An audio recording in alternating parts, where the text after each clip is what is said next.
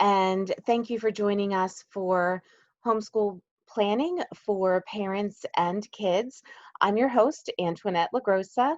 Today, we will help take the stress and uncertainty out of homeschool planning. We'll get you started either as a brand new homeschooler.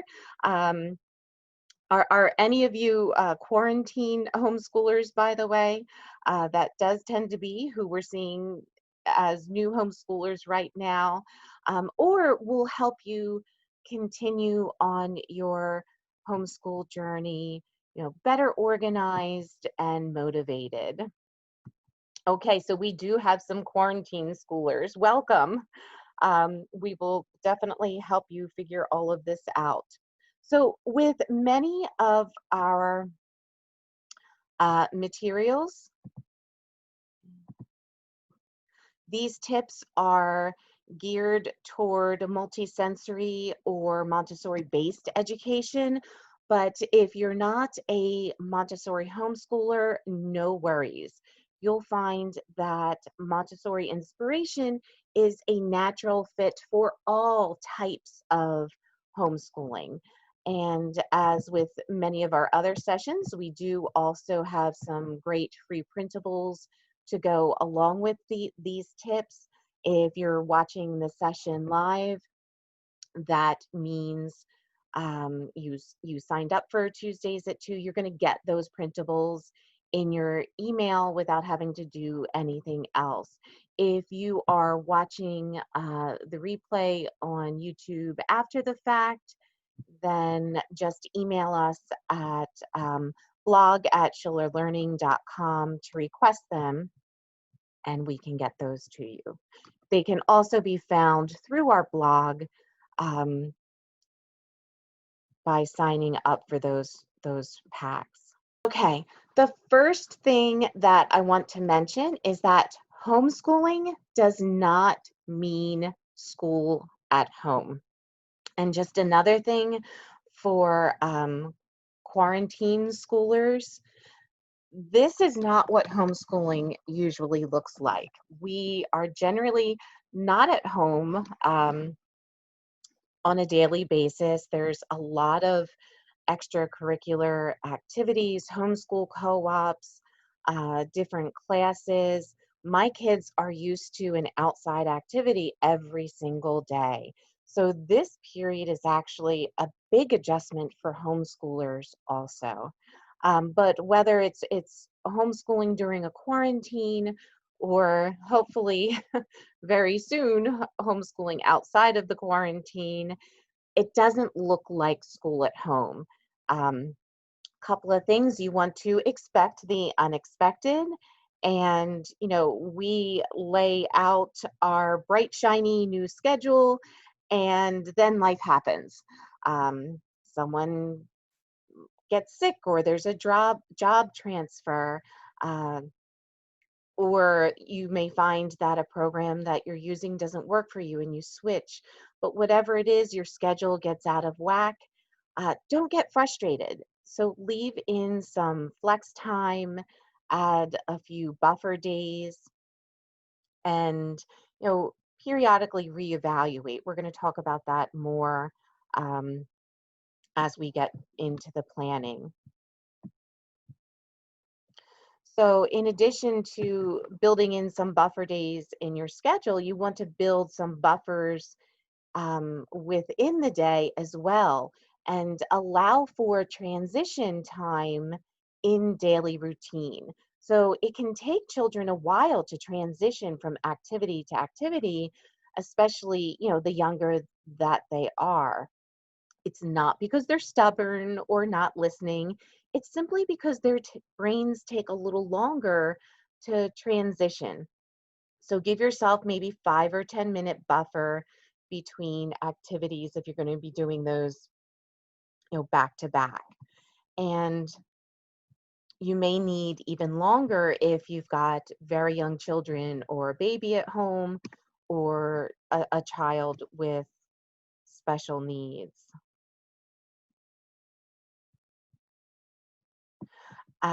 Down on paper and pen, or pencil. The neurological process is different when we plan with paper versus digital. And also, the brain science on cursive is really interesting because when we're writing something in cursive versus printing it, it's activating more of the brain than when we're just printing. So think about that when you're doing your planning too. So use real paper when you're writing out your goals, your schedules, and your plans for your homeschool year. And we do have those printable planner pages that you're going to be getting.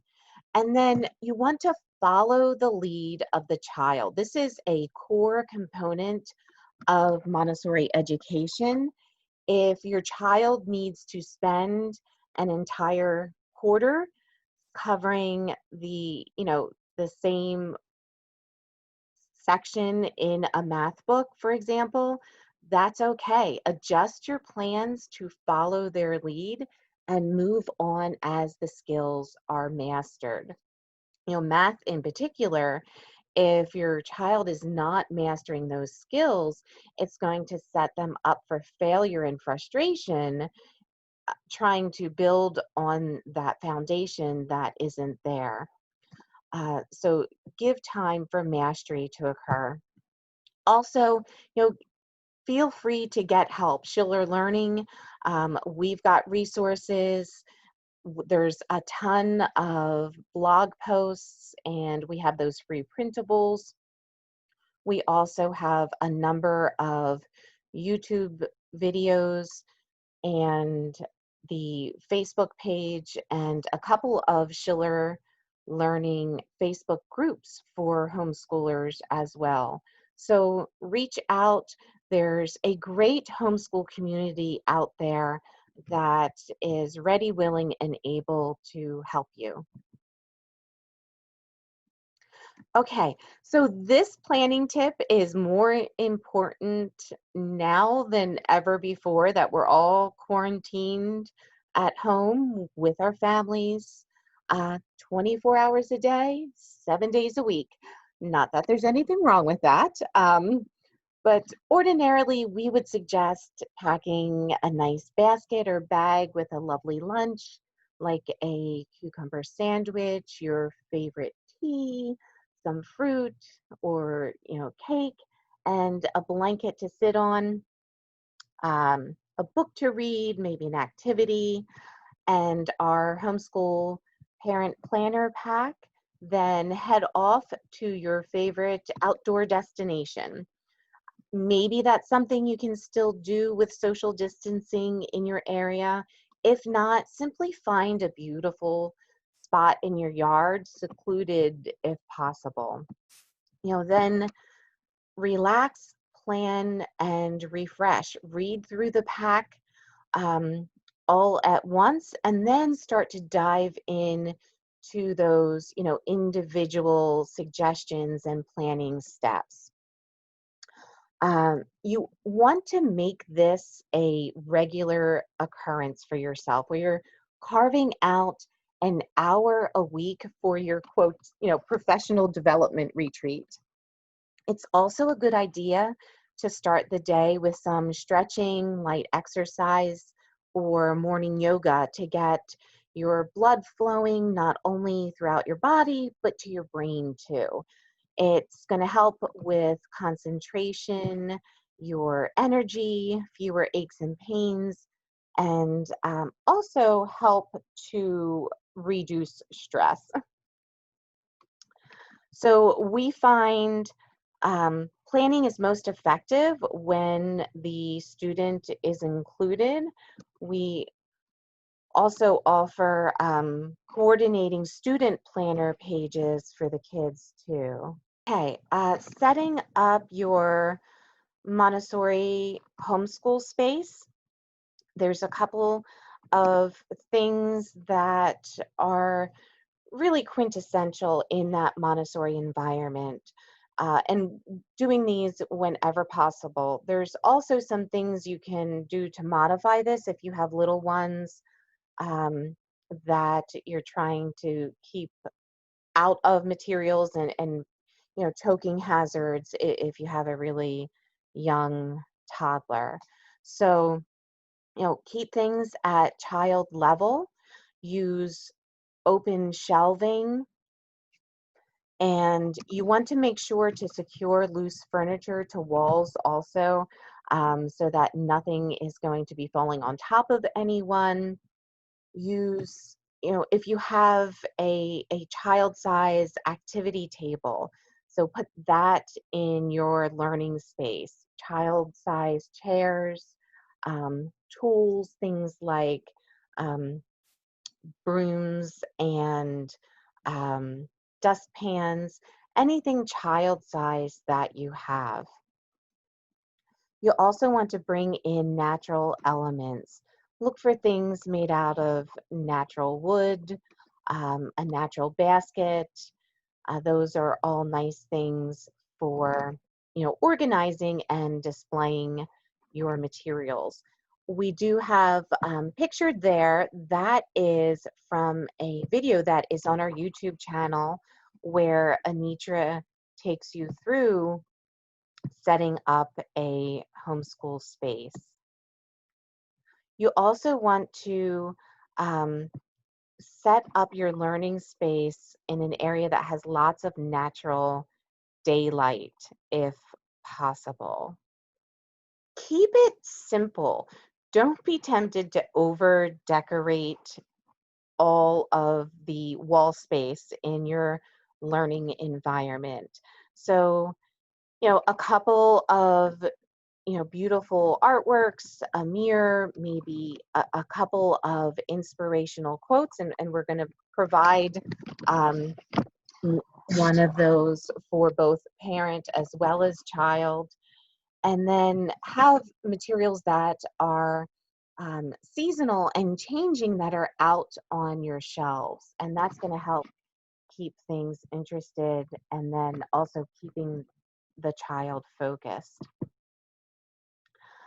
With that open shelving, it's great to have things laid out so that the child is able to easily access all of that and choose their work. Uh, for organizing that, trays and small bowls are great. There are some fast food restaurants will give away their trays once they get slightly damaged. So when we are able to get out and about again, you can check in with them. The dollar stores are another great resource. And this year at our dollar store, there were tons of wonderful wood resources that were available there. And Anitra's video, she will take you through a number of those, and that's at our Schiller Learning YouTube channel. Okay, so the we use Montessori quotes to inspire us. Maria Montessori, she truly was a genius when it comes to educating kids for this activity. And this is one for the kids to do. And it is to decorate this inspirational quote to inspire them in their work. So you'll use the free printable. Again, um, you'll have that in your email. After the fact, you can email us, or there's a link down below the replay as well for signing up for the printable. Then some colored pencils, crayons, markers, paint, whatever your child would like to use to decorate their quote sheet. And then this is a great one to hang up in their learning space. And it's a good reminder for us that indeed children become like the things that they love. Okay, this is another activity geared towards the kids for planning, and that is the school year goals tree. So you'll need some construction paper or other colored paper for tree trunks and leaves, or even white paper that they can, color and decorate for trees and leaves. Scissors to cut those out, glue, and whatever other art supplies you'd like for creating your tree. And then first you're going to work together to discuss what a goal is. A goal is defined as the object of a person's ambition or effort, an aim or desired result. So, you know, goals are important because they help you to be clear about what you need or what you want. A goal is not about how you get what you want, it's simply a statement of what that is. Those are different things. Setting the goal enables you to lay out the plan, the action steps that you'll take to get to your goal, to live and act with purpose. So, some goals for the school year, maybe you'd have a list of skills that you would like to have mastered, or, kids might have topics in particular that they would like to explore. Maybe the American Revolution, or a science topic. Disease would be a something to cover for both current events and looking at viruses and bacteria and how those things function. So, brainstorm, chat about different ideas. Goals can also be long term, like going to medical school or trade school. But once you have those goals selected, then you'll create the paper leaves with your goals on them. You can choose to make your tree large, so it could be hung up on your wall in your homeschool space, or this could be done simply on like an 8.5, 11 size piece of paper. And then, revisit this throughout, the homeschooling periodically to reassess, that big picture of what you had wanted your goals to be in the beginning. Schedule cards. This is a great way for kids to have input in and then remind themselves of their daily schedule. For younger children and children who are visual learners, it can also be really helpful to take a picture of the child working on the subject and then attaching it to that card. So you'll need some cardstock and scissors, or note cards. You can use pre-cut cards or index cards. That's another convenient thing that you can use to create these. And then on the front of each card, you'll write a subject, and on the back, any pertinent information about that subject, such as, the length of time that they need to be spending, or needed materials, and the days per week that they want to be working on that. And then, give them time to decorate the cards as desired. Um, and then allow your student, with the scheduling cards, once you have, the elements for your week, allow them to make their ideal homeschool day. By having your child give input on their schedule, they're going to be more likely to, stick to that and come up with constructive criticisms on constructive changes if the schedule isn't working out for them. Another way of getting your child to brainstorm about what they want their schooling to look like, is to do the School Around the World research report. So we've got a printable for that, and then all you need are some books, documentaries, or the web to go ahead and look up how kids around the world are learning, and compare and contrast that with what their school experience was like and what they would like their homeschooling to be like. Okay.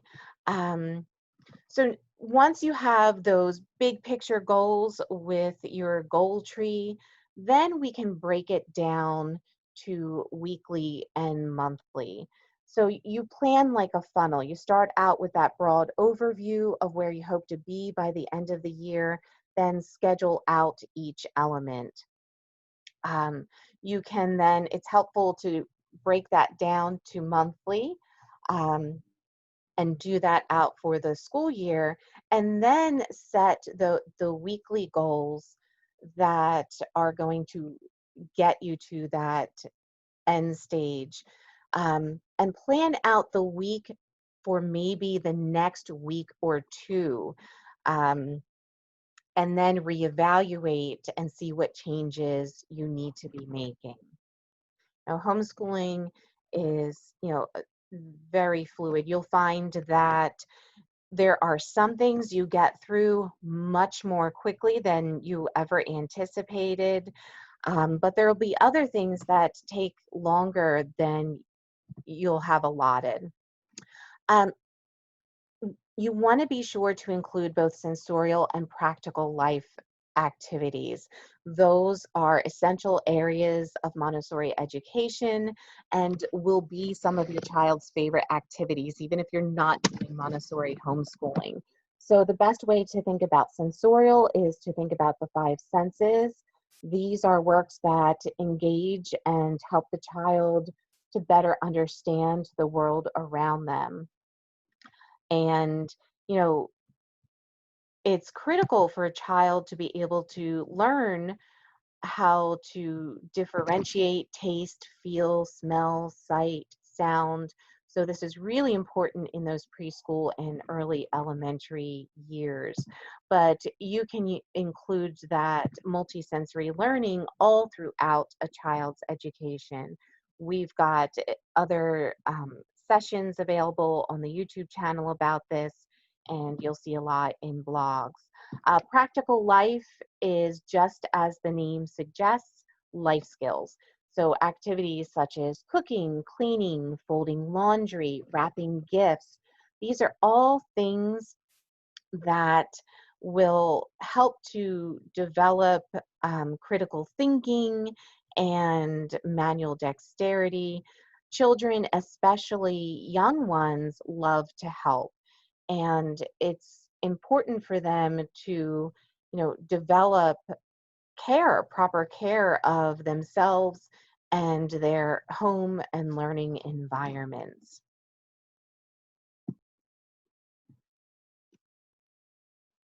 Okay, so that is going to wrap up this session of Tuesdays at 2. Let's see, I think we did work in a couple of questions into the presentation. If anyone has any other questions, we can unmute you if you'd like to ask it on mic, or you can enter that into the chat box. You can always contact us at our toll-free number or email us at support@schillerlearning.com. You can also message us on Facebook, Pinterest, Instagram, Twitter. There are a lot of ways to reach out to us. I do find that the phone tends to be people's favorite way of getting help because, you know, when you're talking on the phone as opposed to typing something out, you will include more in your question just because that's, the nature of the method of communication. And you'll also, as we're helping you out with answers, you'll come up with new questions that you may not have thought of previously. Okay. So the biggest challenge that you are okay. Would anyone like to share what your biggest challenge is that you are facing now when you are homeschooling? Having the child accountable for their work is a great way to keep them motivated and moving forward. Schiller Learning, we actually use some completed work tracking sheets so that you're keeping track of everything that is accomplished in that work session, and the child and parent both sign off on that. It helps the child to become aware of the time that they're spending and all of the things that they're accomplishing as they move through their homeschooling experience.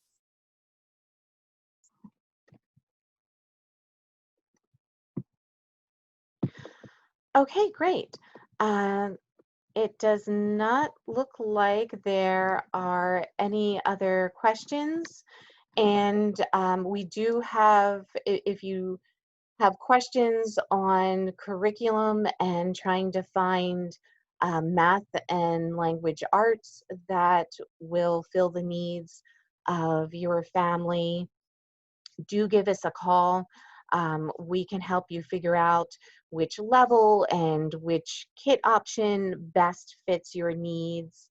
Um, and we do also have some sales going on our website. Okay, and it looks like our time is just about officially up, and we don't have any other questions. I'm glad that you enjoyed it. And next week, we're going to be looking at um, multi-digit subtraction with exchange using the decimal material and the number cards, that important introducing a concept in the concrete and gracefully transitioning the child to the abstract, um, working with a concept using all four learning styles so that you are setting the child up for success. If you can join us next week, I hope to see you. If not, there'll be a replay posted on YouTube then. Thanks so much for joining us.